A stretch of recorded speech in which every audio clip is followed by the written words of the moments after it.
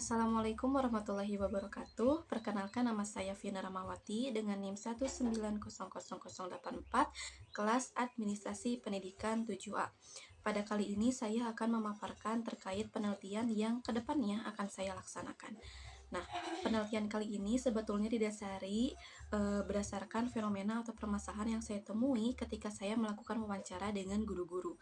Nah, ternyata guru-guru itu masih terdapat permasalahan saat melaksanakan tugas atau peranannya sebagai seorang pendidik. Di antaranya itu, yang pertama, masih adanya guru yang gaptek atau gagal teknologi, yang mana dampaknya adalah guru tersebut akan merasa kesulitan saat melakukan pembelajaran, yang dimana pada masa perkembangan zaman ini pembelajaran sendiri pun dituntut untuk selalu menggunakan teknologi. Nah, yang kedua itu adanya permasalahan terkait administrasi pembelajaran, yang dimana administrasi ini terdiri dari RPP atau mungkin silabus dan yang lainnya.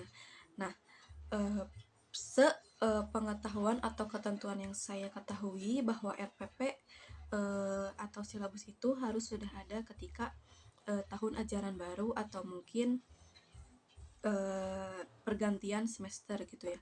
Nah, harusnya sudah ada. Namun ternyata banyak sekali guru yang ketika pergantian pembelajaran itu tidak memiliki RPP sama sekali, sehingga mungkin pembelajaran yang dilakukan oleh guru tersebut kurang direncanakan, sehingga banyak sekali guru yang pada masanya pembelajaran terjadi itu suka keluar kelas atau menyudahi pembelajaran yang sebetulnya jamnya itu diberikan secara panjang seperti itu.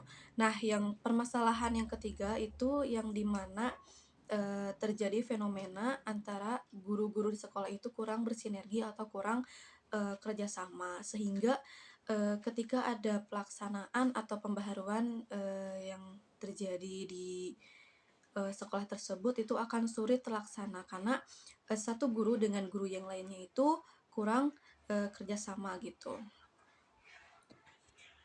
Nah, berdasarkan permasalahan tersebut, saya menyimpulkan bahwa fenomena atau permasalahan yang terjadi hasil dari wawancara saya dengan guru-guru itu lebih menekankan kepada permasalahan pada sisi kompetensi guru yang ternyata masih sangat rendah gitu ya. Nah, dengan fenomena tersebut tentunya perlu penanganan dari berbagai pihak yang tentunya memiliki kepentingan untuk mengelola suatu pendidikan. Nah, salah satunya adalah kepala sekolah, yang mana kepala sekolah tersebut berkedudukan sebagai pemimpin di suatu satuan sekolah. Yang mana tugas dari kepala sekolah ini adalah untuk mengelola dan mengembangkan sumber daya yang mereka pimpin. Nah, salah satu sumber daya manusia yang dipimpinnya itu adalah guru, yang merupakan salah satu komponen dalam pendidikan dan juga penentu dalam berhasilnya atau tercapainya tujuan pembelajaran. Berdasarkan pandangan dari Sutrisno dalam buku yang ditulis oleh Bukit pada tahun 2017, menyatakan bahwa pengembangan sumber daya manusia itu merupakan suatu proses peningkatan keterampilan teknis, teoritis, konseptual, dan moral seorang pegawai melalui pendidikan serta pelatihan. Nah, di mana pendidikan dan pelatihan tersebut pun merupakan salah satu faktor pendukung dan dari usaha untuk meningkatkan kompetensi guru jika ditinjau dari organisasi pendidikan, yaitu sekolah.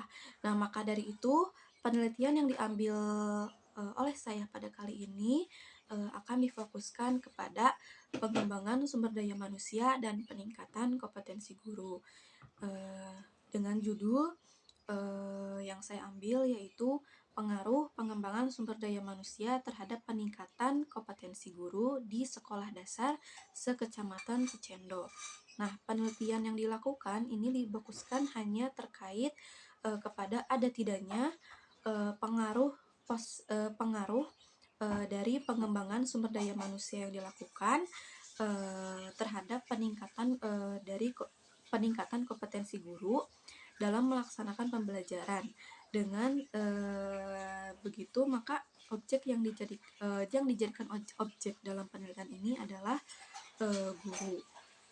Nah, penelitian ini dilakukan dengan pendekatan kuantitatif, di mana data atau informasi yang nantinya diperoleh adalah dalam bentuk angka, yang nantinya data dan informasi tersebut akan diolah atau dianalisis dengan teknik uji statistika korelasi, di mana uji tersebut dilakukan untuk mengetahui seberapa berpengaruhnya variabel X terhadap variabel Y. Nah, berdasarkan judul yang sebelumnya saya paparkan, variabel X atau variabel independen yang saya tetapkan adalah pengembangan sumber daya manusia, sedangkan variabel Y atau variabel dependent atau variabel yang dipengaruhi yang saya tetapkan adalah peningkatan kompetensi guru di sekolah dasar. Nah, mungkin sekian pemaparan dari saya. Mohon maaf bila ada salah kata. Wassalamualaikum warahmatullahi wabarakatuh.